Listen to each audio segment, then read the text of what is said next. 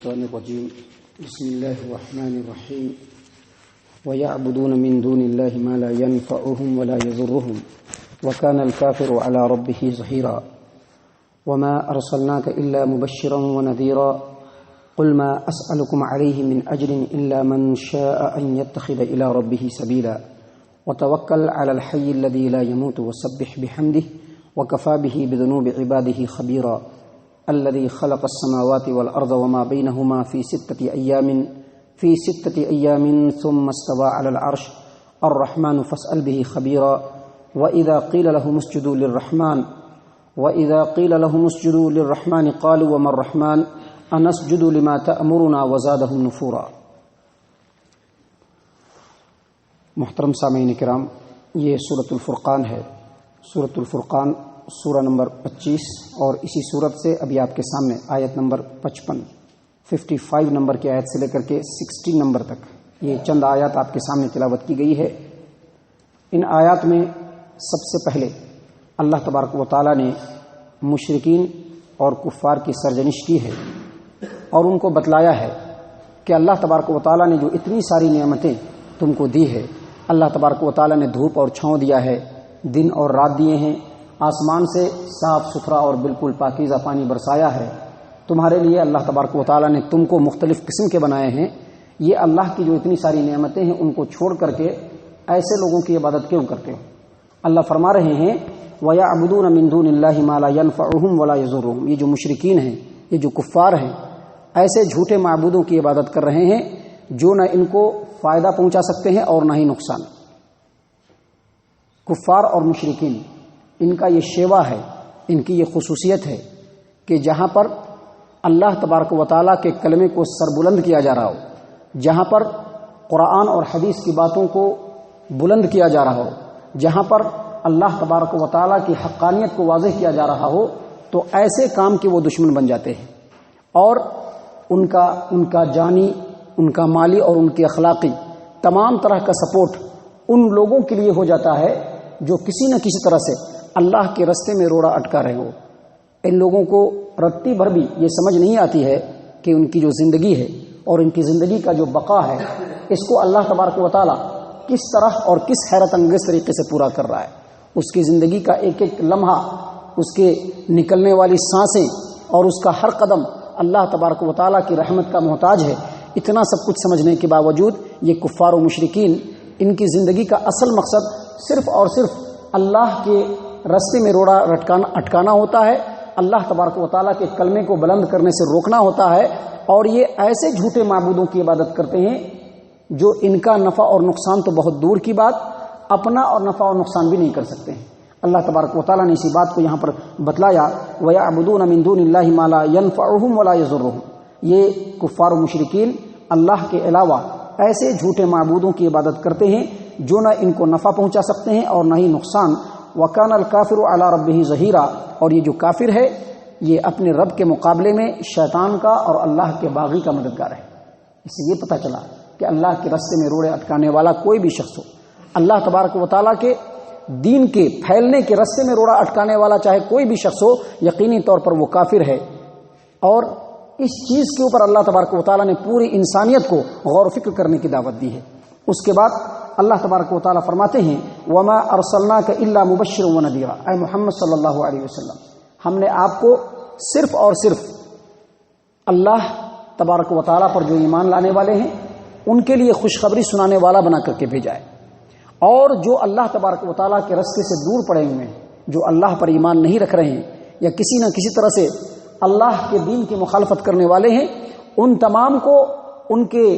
برے انجام سے ڈرانے والا بنا کر کے بھیجا ہے۔ وَمَا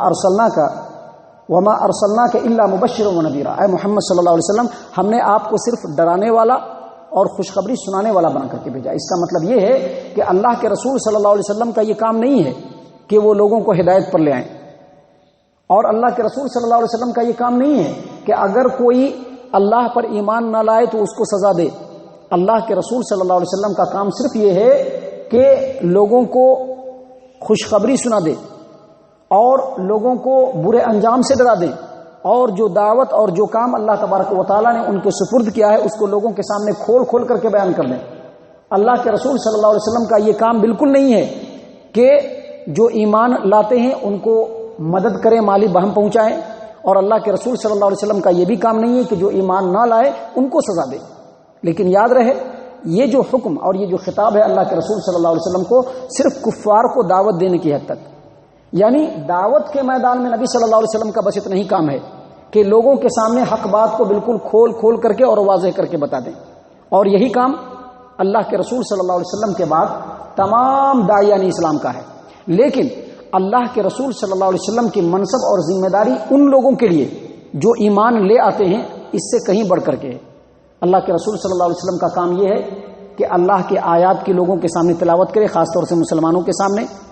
ان کو کتاب اللہ کی تعلیم دے، ان کو حکمت کی تعلیم دے، اور ان کا تزکیہ کریں، ان کو ہر اعتبار سے پاک و صاف کرنے کی کوشش کریں۔ یہ اللہ کے رسول صلی اللہ علیہ وسلم کا کام ہے، اور اس بات کو اللہ تبارک و تعالیٰ نے قرآن کریم کے اندر 4 جگہ بیان فرمایا ہے۔ ایک سورۃ البقرہ آیت نمبر 129 کے اندر ابراہیم علیہ السلام نے دعا مانگتے ہوئے کہا ربنا وبعث فیہم رسولا منہم یتلو علیہم آیاتک ویعلمہم الکتاب والحکمہ، یعنی ویزکیہم، یعنی اے اللہ تبارک و تعالیٰ ان مکہ والوں میں سے انہی میں سے ایک رسول بھیج جو تیرے آیات کی تلاوت کر کے لوگوں کو سنائے اور لوگوں کو کتاب کی تعلیم دے، حکمت کی تعلیم دے، اور ان کا تزکیہ کرے، ان کو پاک و صاف کرے۔ بالکل اسی طرح کی بات سورۃ البقرہ آیت نمبر 151 میں بھی بیان فرمایا۔ اسی طرح کی بات سورہ آل عمران آیت نمبر 164 میں اور سورۃ الجمعہ آیت نمبر 2 میں بھی اللہ تبارک و تعالیٰ نے یہی بتلایا ہے کہ نبی صلی اللہ علیہ وسلم کا منصب اور ان کی ذمہ داری یہ ہے کہ جو ایمان لے آتے ہیں ان کے سامنے اللہ کے آیات کی تلاوت کریں، ان کو کتاب کی تعلیم دے، ان کو حکمت کی تعلیم دے، اور ان کا تزکیہ کریں، ایسے اعمال سکھلائیں جو ان کو گناہوں سے دور کر دے۔ یہ نبی صلی اللہ علیہ وسلم کا منصب ہے، اور یہی منصب ہر اس داعی وقت کا ہے جو قرآن و حدیث کی دعوت کو لے کر کے کھڑا ہوتا ہے، لوگوں کو بالکل واضح انداز میں قرآن و حدیث کی بات بتلائے، قرآن و حدیث کے لوگوں کو تعلیم دے اور عملی طور پر لوگوں کو ابھارنے کی کوشش کرے۔ کیونکہ جس قدر انسان عملی طور پر مضبوط ہوگا، جس قدر انسان عملی طور پر اللہ تبارک و تعالیٰ سے نزدیک ہوگا، گناہوں سے وہ اسی قدر دور ہوگا۔ یہ بات بالکل واضح اور برحق ہے کہ جو انسان عملی طور پر جتنا کمزور ہوگا اسی قدر وہ گناہوں کے اندر ملوث ہوگا اور ملوث ہوتا رہے گا۔ لہذا رسول اور داعیان اسلام کا کام یہ ہے کہ لوگوں کو عملی طور پر ابھارنے کی کوشش کرے، عمل میں لوگوں کی ترغیب لائے، عملی طور پر لوگوں کو مضبوط بنائے، اور اسی کو تزکیہ کہتے ہیں۔ تو اللہ تبارک و تعالیٰ نے یہاں پر نبی اکرم صلی اللہ علیہ وسلم کو مخاطب کرتے ہوئے کہا کہ اے محمد صلی اللہ علیہ وسلم، ہم نے آپ کو صرف خوشخبری سنانے والا اور ڈرانے والا بنا کر کے بھیجا ہے۔ قل، آپ لوگوں کو کہیے، ما اسألکم علیہ من اجر، قل ما اسألکم علیہ من اجر الا من شاء ان یتخذ الی ربہ سبیلا۔ آپ کہہ دیجئے کہ میں جو دعوت کا کام کر رہا ہوں، جو تبلیغ کا کام کر رہا ہوں، اس پر تم سے کوئی اجر نہیں مانگتا ہوں۔ میرا اجر بس اتنا ہی ہے کہ تم میں سے جو چاہے وہ اپنے رب، اپنے پروردگار کا رستہ اختیار کر لے۔ یہ جو بات ہے قرآن کریم میں اللہ تبارک و تعالیٰ نے کئی جگہ پر بیان فرمایا ہے مختلف انداز میں، اور نبیوں نے جب بھی دعوت کا کام شروع کیا اور اس کے مقابلے میں کافروں نے جب ان کا انکار کیا تو نبیوں نے یہی بات بتلائی، یہی بات کہا کہ میں جو دعوت کا کام کر رہا ہوں اس پر تم سے کوئی اجر نہیں مانگتا ہوں، میں جو دعوت کا کام کر رہا ہوں اس پر تم سے کوئی اجر نہیں مانگتا ہوں۔ اور ایسا کیوں کہتے تھے وہ؟ اس کے 2 پہلو ہیں۔ پہلا پہلو یہ ہے کہ نبیوں نے جب دعوت کا کام شروع کیا تو کفار و مشرکین نے ان کی مخالفت کی اور ان کی باتوں کو سننے سے انکار کیا۔ تو نبیوں نے کہا کہ دیکھو، یہ جو میں تبلیغ کا کام کر رہا ہوں یہ صرف اللہ تبارک و تعالیٰ کا حکم ہے، اور اس کے اوپر میں تم سے کوئی اجر نہیں مانگتا ہوں۔ جب میں تم سے کوئی اجر نہیں مانگتا ہوں تو چاہے تم کو پسند آئے یا نہ پسند آئے، میرا یہ کام ہے، میں کرتا رہوں گا، تمہاری وجہ سے میں اس کام کو روک نہیں سکتا ہوں۔ یہ پہلا پہلو، اور ایک داعی کی نظر میں سب سے پہلے یہی بات ہونی چاہیے کہ جو وہ دعوت کا کام کرے، چاہے وہ کسی کو پسند آئے چاہے وہ پسند نہ آئے، حق بات لوگوں کے سامنے بیان کرنا یہ داعی کا اولین فرض ہے اور منصب ہے۔ اور دوسرا پہلو یہ ہے کہ نبی جو دعوت دیتے تھے اور لوگ اس کا انکار کرتے تھے تو انہوں نے کہا کہ میں صرف اللہ تبارک و تعالیٰ کو راضی کرنے کی غرض سے، بغیر کسی غرض کے، بغیر کسی فائدے کے میں تمہارے سامنے اللہ کی بات کو پہنچا رہا ہوں اور تم سے اس کا اجر بھی نہیں مانگتا ہوں، تم سے کچھ لیتا بھی نہیں ہوں، الٹا اس دعوت کو تمہارے سامنے پیش کرنے کی وجہ سے تمہارے مذاق کا نشانہ بننا پڑتا ہے، تمہاری تکلیفوں کو سہنا پڑتا ہے۔ اس سلسلے میں میرا اجر بس اتنا ہی ہو سکتا ہے کہ تم میں سے کوئی بھی اس بات کے اوپر غور کرو، کوئی بھی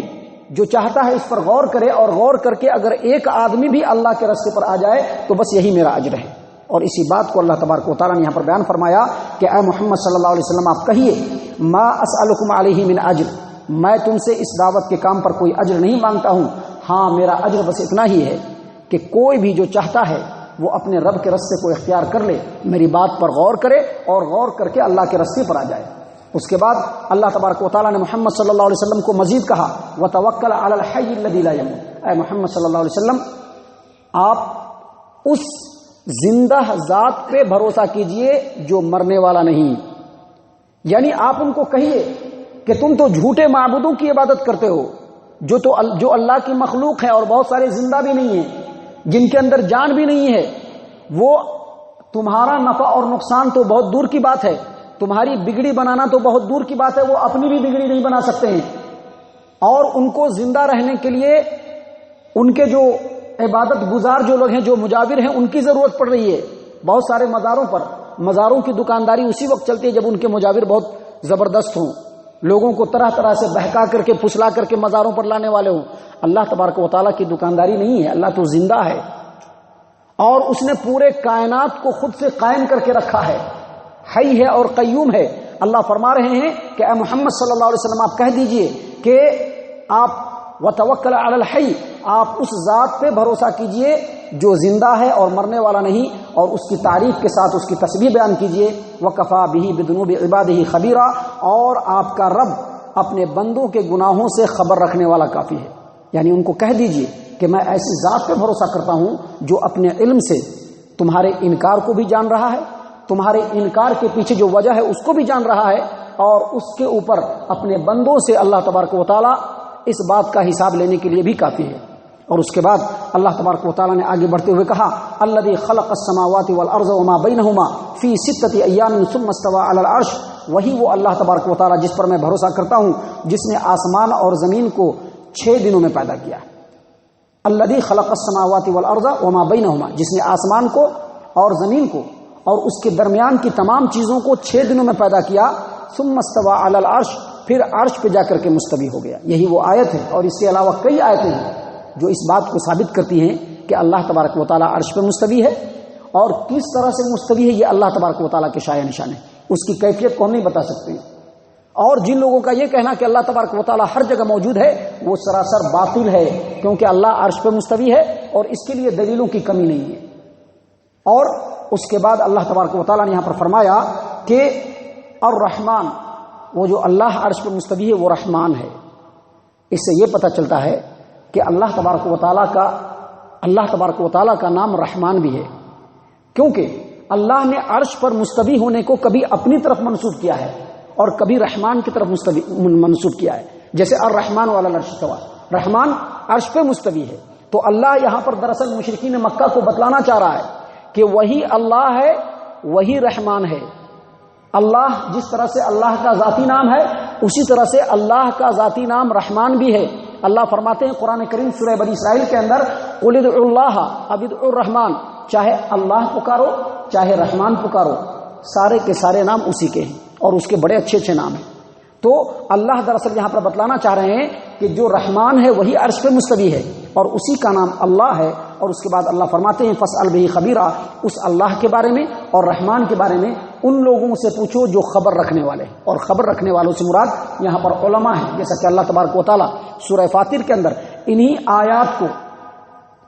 آیات کو جو نشانیاں اللہ نے یہاں پر بیان فرمائی، اس طرح کی نشانیوں کو جو اللہ تبارک و تعالیٰ نے نشانیاں کائنات میں رکھی ہیں اپنے لیے، ان نشانیوں کا ذکر کرنے کے بعد اللہ فرماتے ہیں انما یخشى اللہ من عبادہ العلماء، جو کائنات پر غور فکر کرنے والے علماء ہیں، جو ان آیات کے اندر ہمیشہ غور فکر کرتے ہیں، ان سے جا کر کے پوچھو کہ اللہ کون ہے اور رحمان کون ہے۔